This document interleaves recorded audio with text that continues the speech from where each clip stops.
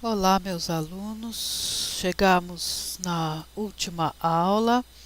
Na realidade, mais do que uma aula, é só mais um bate-papo, só para encerrar um pouquinho e dar um gancho para que vocês possam, se quiserem pessoalmente, continuar, porque a história não para aqui.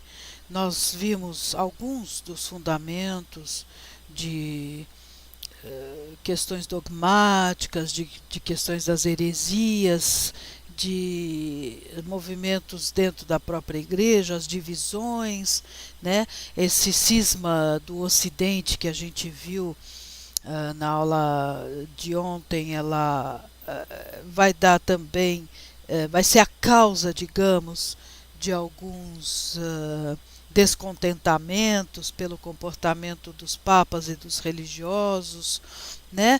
Então, o que, que eu vou falar só para, digamos assim, encerrar o nosso curso? É só para não deixar no ar e terminar. Eu dei o título para essa aula em direção à reforma. Nós não vamos abordar a reforma, né?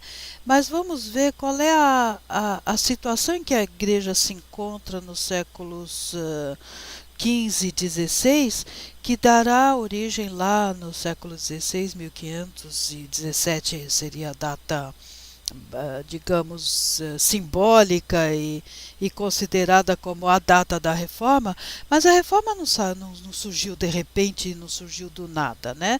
Você já tem um movimento de reforma desde o século XV, desde os anos 1400 e pouco. Vocês têm dentro do próprio, por exemplo, monasticismo, vocês já têm algumas correntes dentro da igreja que não aceitam os rumos que a igreja está tomando, essa questão da opulência e da como se diz, intromissão também nas questões políticas, né?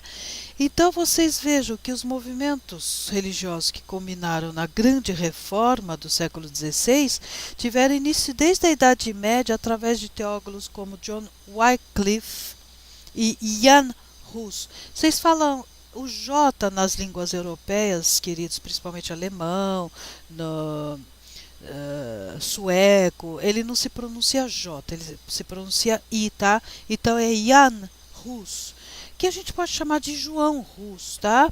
Esses movimentos tentaram reprimi-los, né? Mas na Inglaterra e na Boêmia os ideais reformistas perseveraram. Então, muito grosso modo, vamos ver quais foram as causas. Tá, a gente já falou no começo do século XVI, tal, que a igreja passava por um período delicado. Você acabou de ter o cisma do Ocidente, aquela divisão entre os papas em Avignon, em Roma. Chegou um momento que teve 3 papas em Pisa também, enfim. Então se mostrava a igreja como uma instituição que estava dando seus problemas, que não estava dando muito certo, tá? Olha, venda de cargos eclesiásticos e de indulgências. O que, que é isso? Pessoas que não tinham formação religiosa, que não eram ligadas à igreja, não eram teólogos, não eram iniciados, digamos, pelo menos nos assuntos religiosos, eles obtinham cargos eclesiásticos, mas assim, quase como a gente diria hoje, como um olheiro, como uma pessoa para poder, de certa forma, interferir dentro da igreja nas questões políticas, tá? Então, quer dizer, eles eram pessoas, na realidade, a serviço dos seus nobres e dos reis da época, tá? Vinda de indulgências. Olha, eu libero você de todos os pecados se você comprar esse objeto, ou se você comprar terra, ou se você comprar um pedaço do céu. Então era uma coisa, era um comércio terrível com as coisas sagradas, tá? O enfraquecimento das influências papais pelo prestígio crescente dos soberanos europeus. Aqui vocês começam a ter os nobres, você tem uma sociedade. Claro, nós estamos falando sempre da elite, né, gente? O povo é sempre o povo, está lá, coitado, está só trabalhando, tentando comer. Mas a política. Os nobres estavam adquirindo mais poder político e por isso eles nomeavam os membros da igreja, quem iriam ocupar cargos de destaque e tudo. Né? Falta de compromisso religioso, centralização no poder das mãos do Papa, assim como a concentração de terras e riquezas. Então você vê, estava desvirtuando totalmente, a igreja estava virando uma grande proprietária, uma grande. O Papa acabava sendo um grande nobre e não um grande religioso nobre, no sentido de aqueles que tinham propriedades e que tinham vários servos ou depois mais para frente pessoas que trabalhavam nas suas terras, né? Crise institucional e moral pela qual passava a Igreja Católica naquele momento. É lógico, porque se vocês perceberam, se você vende uma coisa prometendo o que é impossível, se você está mais preocupado com as suas riquezas, com as suas terras e com as suas funções políticas, é lógico que isso, dentro da visão da igreja mais pura, da visão da igreja enquanto uma entidade espiritual, ela está totalmente desvirtuada, não é verdade? Aí você tem, entre outros, você tem dois grandes nomes dos pré-reformadores, tá? John Wycliffe, e aqui vocês veem que ele colocar nesse slide John Hus, a Jan Hus, João Hus, John Hus, dependendo da língua, entre aspas, em que você está escrevendo. Olha as datas aqui, vocês veem que você está em século XIV e aqui, olha, já chega no comecinho do século XV, tá? Eles são os pré-reformadores, a reforma mesmo se dá no século XVI, tá? Então vamos ver um pouquinho quem são eles. O John Wycliffe, né, foi professor na Universidade de Oxford, já existia, viu, gente, a Universidade de Oxford, ela é mais antiga do que o Brasil, tá? Ele é teólogo e reformador religioso inglês. Ele foi considerado um dos, tá, precursores das reformas religiosas que sacudiram a Europa no século XV e XVI, tá?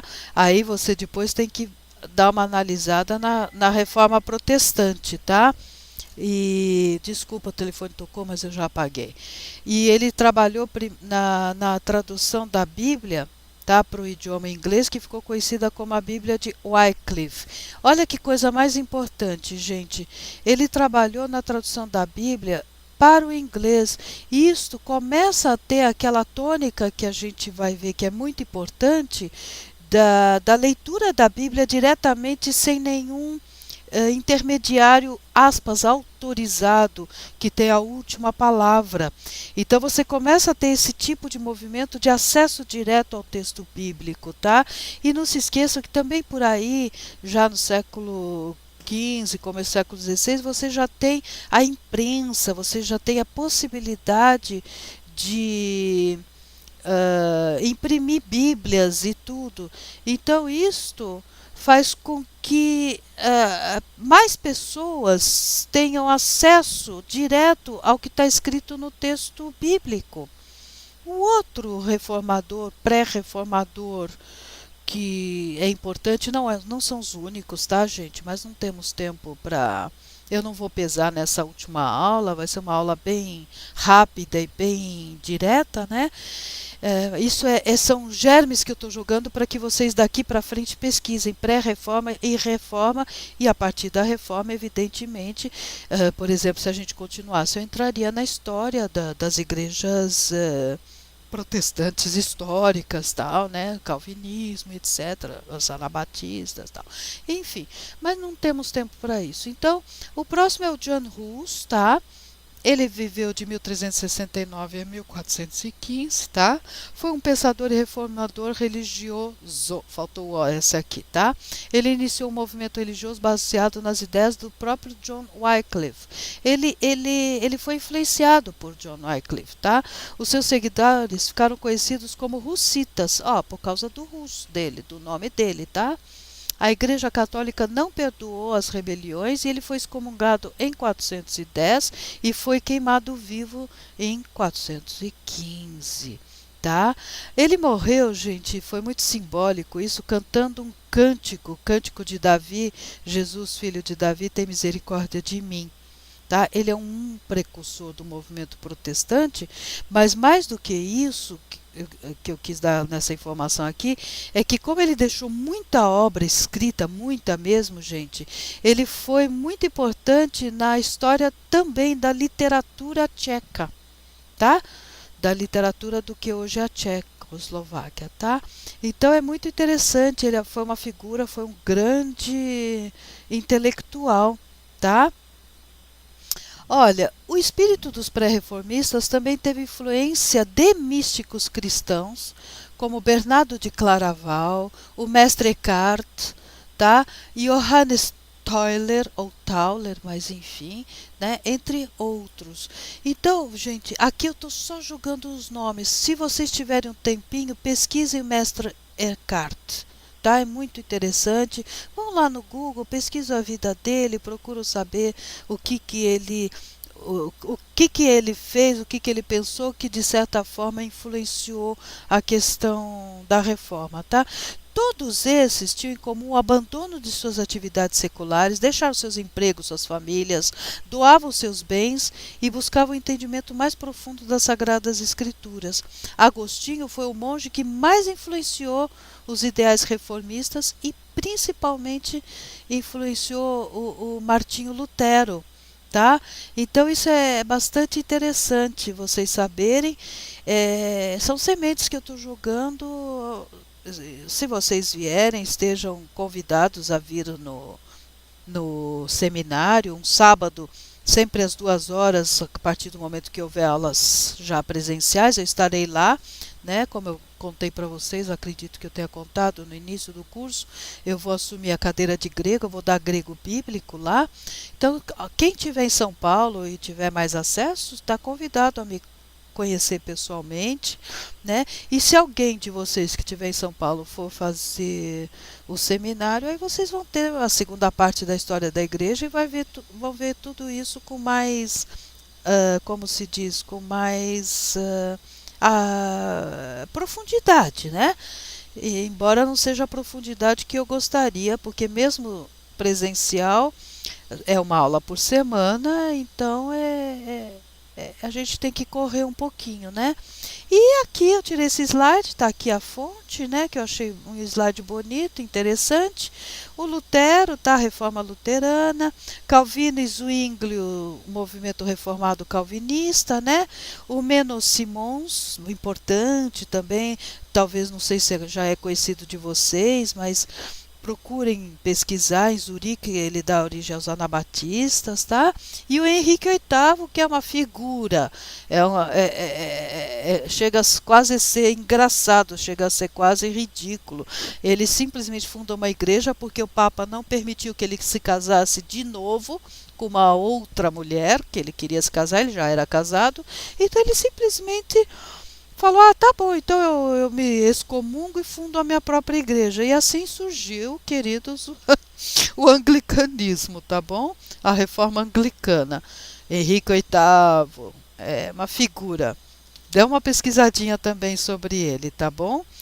Por hoje é só. Eu espero que vocês tenham gostado do curso. Eu quero que vocês saibam que assim, as coisas não terminam por aqui, né, gente?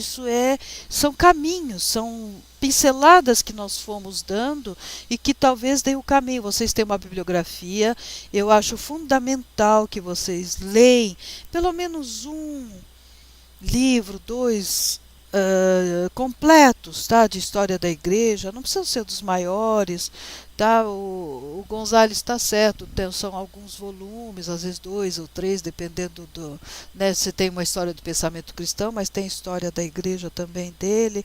Então seria muito interessante que vocês complementassem, tá? Porque esse curso ele é realmente introdutório. Eu espero que vocês tenham gostado. A partir da semana que vem eu continuarei com vocês, eu darei antropologia bíblica, tá? Espero que vocês gostem desse próximo curso também, sejam muito bem-vindos. Obrigada, um abraço a todos.